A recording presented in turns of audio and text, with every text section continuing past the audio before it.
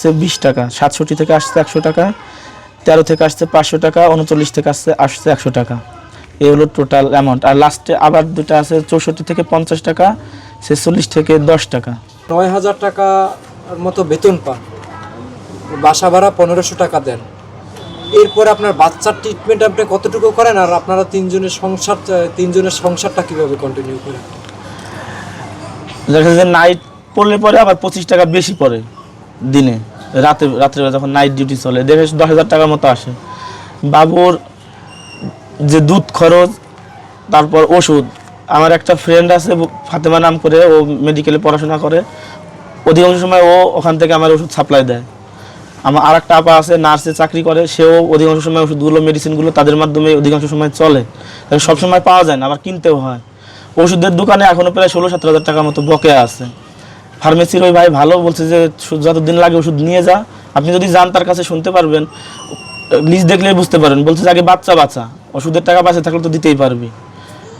আর এই যে টাকা 1500 টাকা বাসা ভাড়া, বাসায় আসছি আমি মূলত অনেক ঋণের উপরে, ঋণের জন্য বাড়িতে থাকতে পারি নাই, মানুষজন চাপাচাপি করে থাকতে মানে ডিস্টার্ব হয়, এই কারণে আমি বাসায় আসছি। বাসায় আসার পরে এখানে যে 1500 টাকা ঘর ভাড়া, 700 টাকা দেয় কোম্পানি, 800 টাকা দেয় কোম্পানি, আর 700 টাকা নিজের থেকে দেওয়া লাগে। আর খাওয়া দাওয়ার বিষয়ে যদি বলেন, যে ছেলেরে তো ডাক্তার এই তানভীর স্যারের কাছে যাওয়ার পর থেকে বলছে যে ওর সবসময় ক্যালোরি সমৃদ্ধ খাবার দিতে হবে, যতটুকু খায় যেভাবে খায়। দেখা যায় একটা লিস্ট করা ছিল যে সকালে দিনে 2টা কলা খাবে, দিনে 2টা মিষ্টি খাবে, দিনে একবেলা পোলট্রি মুরগি, তেলাপিয়া মাছ আর পাঙ্গাস মাছ, এগুলো দিয়ে খাবার খাবে। আপনি যদি দেখেন ভাই আমার ঘরে, আপনি যাচাই করে দেখবেন। আমি আপনার ঘর দেখছি, শুনুন, আমি দেশবাসীর উদ্দেশ্যেও বলি যে আপনার যে ঘরের কন্ডিশন, ভিতরে যে মালামালের কন্ডিশন, আসবাবপত্র, আমি মনে করি যে রাস্তায় যে মহিলা বাকি একজন পুরুষ ভিক্ষা করে তার ঘরের অবস্থা আপনাদের ঘরের থেকে অনেক ভালো।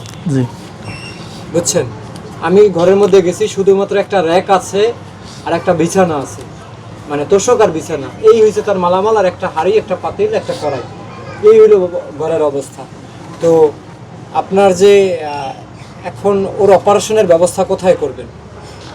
ওর অপারেশনের ব্যবস্থা স্যারকে, ডাক্তারকে যখন বললাম যে স্যার অপারেশন কি বাধ্যতামূলক করতেই হবে, তখন বলছে অপারেশন বাধ্যতামূলক। ওর যে কন্ডিশন, ওর জন্ম থেকে রক্তনালী ভাঁজ পড়া ছিল, ওইটা তো ঠিক হয় নাই। ওষুধ চালাইছে কিছুদিন, ওষুধের দ্বারাই ঠিক হয় নাই। পরবর্তীতে বাল্ব 2টা শুকায় একদম মিশে যাইতেছে, রক্ত সঞ্চালন নাই, যার কারণে ওই যে মাঝে মাঝে খিঁচুনি হয়, ডাক্তার বললো যে মিনি স্ট্রোক করে। বারংবার এরকম হয়েছে, অনেকবার মরাতে নিয়ে হসপিটালে দৌড়াইছি। আচ্ছা, এখন ডাক্তার কি বলছে অপারেশনের জন্য কত টাকা লাগবে আপনাদের?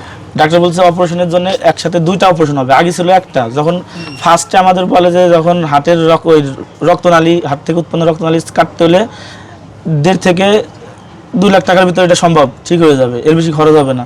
পরবর্তীতে যখন ওর বাল্ব শুকাই গেছে, 2টা বাল্ব কিনতে হবে, 2টা বাল্ব ডাক্তার বলছে মিডিয়াম যেটা লাগবে সেটাও 90,000। 2টা বাল্ব যদি আমরা কিনি সেখানে প্রায় 2 লাখ টাকা, সব কিছু দিয়ে টোটালি 4.5 লাখ টাকা হসপিটাল দিতে হবে। টোটালি 4.5 লাখ টাকা ওর অপারেশনের জন্য চলে যাবে। সেটা কোথায় করবেন, ঢাকা নাকি ফরিদপুরে? না, ফরিদপুর হবে না, ঢাকার হৃদরোগে, জাতীয় হৃদরোগে। ডাক্তারের সাথে কথা হয়েছে? ডাক্তারের সাথে কথা হয়েছে, ডাক্তার বলছে শুধু আমি তোমার বাচ্চার খাবার আর বাচ্চার মার থাকার ব্যবস্থাটা ফ্রি করে দিতে পারবো। আচ্ছা আচ্ছা। আর আমি বলছিলাম যে কতদিনের মধ্যে অপারেশন করতে বলছে? বলছে টাকা পয়সা নেই সবসময়। প্রথম যখন সমস্যাটা ধরা পড়লো তখন বলছিল যে 7 দিনের ভিতরে ঢাকায় চলে আসো। এখন আপনার ডাক্তারের ডেট কবে? এই যে ডাক্তার যে আপনার যে মানে আমি যতটুকু জানি এই আজকে ডেট ছিল। আজকে ডেট ছিল। আজকে কি? আজকে আমি শুধু টাকার ব্যবস্থা করতে পারি নাই, দেখে যাই নাই। আচ্ছা আচ্ছা। তো আগামী সপ্তাহে আবার? আগামী সপ্তাহে। তো 16 তারিখ গেলে আপনাকে একটা ফাইনাল সিদ্ধান্ত দিবে যে কবে নাগাদ অপারেশনের জন্য যাবে। এবারে লাস্ট সিদ্ধান্ত দিয়ে দিবে, ডিসিশন দিবে।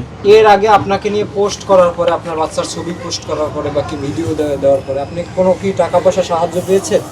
হ্যাঁ, কিছু টাকা পাইছি, আসছে। একটু যদি বলতেন যে কিরকম টাকা পাইছেন। এটা আমি শুধু নাম্বার বলি, লাস্ট নাম্বার থেকে কত টাকা আসছে। বিদেশ থেকে এক ভাই রেমিটেন্স দিছে 166 টাকা, লাস্টে 63 থেকে আসছে 20 টাকা, 64 নাম্বার থেকে আসছে 100 টাকা, 86 নম্বর থেকে আসছে 50 টাকা, 790 নাম্বার থেকে আসছে 200, 690 নাম্বার থেকে আসছে 200, লাস্টে 07 থেকে আসছে 500 টাকা, লাস্টে 05 থেকে আসছে 30 টাকা, লাস্টে 45 নাম্বার থেকে আসছে 1010 টাকা, লাস্টে 08 থেকে আসছে 100 টাকা, লাস্টে 01 থেকে আসছে 500 টাকা, লাস্টে 61 থেকে আসছে 50 টাকা, লাস্টে 14 থেকে আসছে 110 টাকা, 77 লাস্টে 77 নাম্বার সেখান থেকে আসছে 50 টাকা, লাস্টে 44 থেকে আসছে 50 টাকা, 62 লাস্টে সেখান থেকে আসছে 100 টাকা, লাস্টে 88 সেখান থেকে আসছে 10,000 টাকা, লাস্টে 32 সেখান থেকে আসছে 20 টাকা। আর একটা ব্যাংক মানে ব্যাংক ডিপোজিটের মাধ্যমে আসছে 10,000 টাকা। লাস্টে 99 নাম্বার থেকে আসছে 20 টাকা, লাস্টে 08 থেকে আসছে 50 টাকা, লাস্টে 97 থেকে আসছে 200 টাকা, লাস্টে 83 থেকে আসছে 150 টাকা, লাস্টে 56 থেকে আসছে 100 টাকা, লাস্টে 27 থেকে আসছে 15 টাকা, লাস্টে 36 থেকে আসছে 500 টাকা, 64 থেকে আসছে 20 টাকা, 67 থেকে আসছে 100 টাকা, 13 থেকে আসছে 500 টাকা, 39 থেকে আসছে 100 টাকা। এই হলো টোটাল অ্যামাউন্ট। আর লাস্টে আবার দুটো আছে 64 থেকে 50 টাকা, 46 থেকে 10 টাকা।